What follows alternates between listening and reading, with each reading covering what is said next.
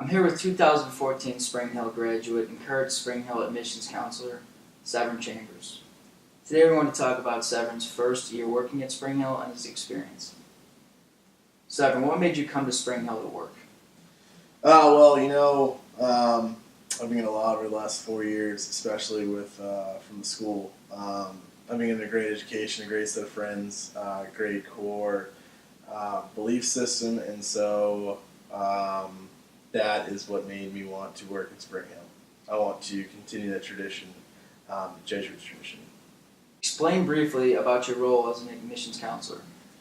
So my role as an admissions counselor is to advise students on what programs would be best for them and where they should go. We have a lot of students looking at us for the different majors that we have, but then we have a lot of students that aren't looking for the right majors, so I want to make sure the fit is right for them.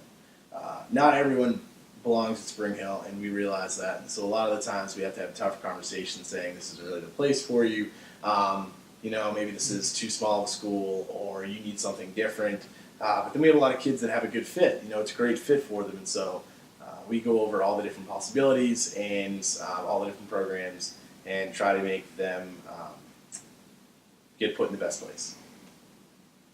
What is the region around the United States that you cover, and what states and cities have you been to this year? I cover a very interesting area. My running joke is that I cover everything north of the Mason-Dixon line, so basically where it snows and you do not serve sweet tea. So this year I started off, I'll just tell you my whole travel schedule. I started off in Cleveland, drove down to Columbus and Cincinnati, drove back up to Cleveland, came back, and then I flew up to Philadelphia, did the southern New Jersey area, recruited out of Philly, the north and south side, and then I flew over to Chicago, did some time in Chicago on the south side, did a little time on the north side, and then I drove up to Milwaukee, and then I came back to Mobile, and then I flew up to Boston, did a few visits there, spent some time with my family, did about a week. That is, I'm now recruiting my hometown, the Northeast, and then that was it, and I did one more trip up to Chicago, and then did some interviews up there, met a lot of great kids that are going to be coming next year, and then I came back, and then for this semester I have been to Washington, D.C., Northern Virginia, Baltimore. I did Chicago again, north-south side, Milwaukee as well. And then I recently did Boston again, went all over the Boston area, and then I did Cleveland. So I spent a week out in Cleveland, and then now I'm done, so about 38,000 travel miles. It's a lot. It is. Explain the recruitment process and your tactics for bringing new students into Spring Hill. Well, the recruitment process starts by getting names. So these names are either found via kids sending them to us via the PSAT or SAT, and so we start at the inquiry stage, or actually start at the suspect stage, and then once they tell us that they're interested, we then bump up to the inquiry stage, in which we start kind of letting them know about Spring Hill. And then from the inquiry stage, we move to the applied stage, so basically you turn your application. Next, after we have everything and you are accepted, you're in the accepted phase.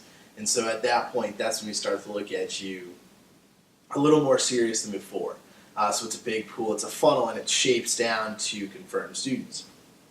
Usually when we get to the applied stage, we let them know more about the college, and we try to get all the documents in once they become accepted. At that point, that's when we really start to let them know, the wonders of Spring Hill. That's when we bring on campus for accepted students days. We send them different brochures and such, and we try to let them know kind of why we chose Spring Hill, either to work here or to go to school here.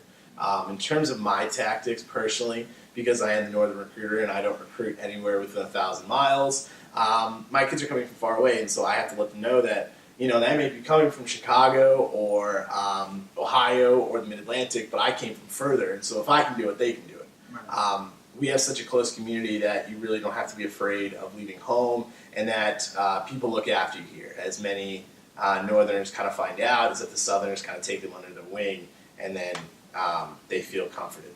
How was your transition from last year being a student to this year now being a worker at Spring Hill? It's difficult. I still want to be part of the college. There's certain parts of the college that I can't do anymore because I'm part of the administration. hanging out all day and going to McKinney's at 10 o'clock at night. That's not me anymore. I've had to definitely had to mature a lot and jump from student to advisor.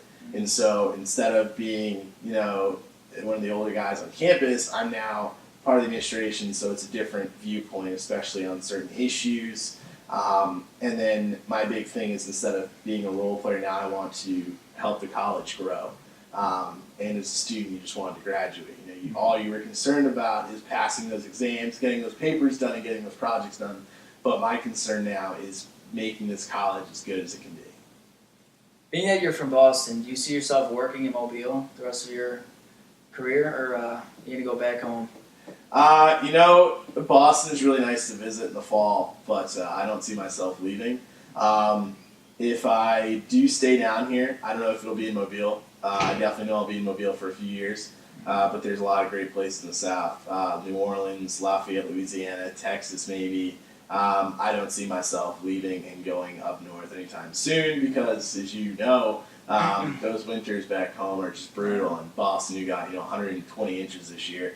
I have no desire to go back to that. I understand. Okay, Severin, it was good interviewing you, and best of luck in the future. Yes, thank you.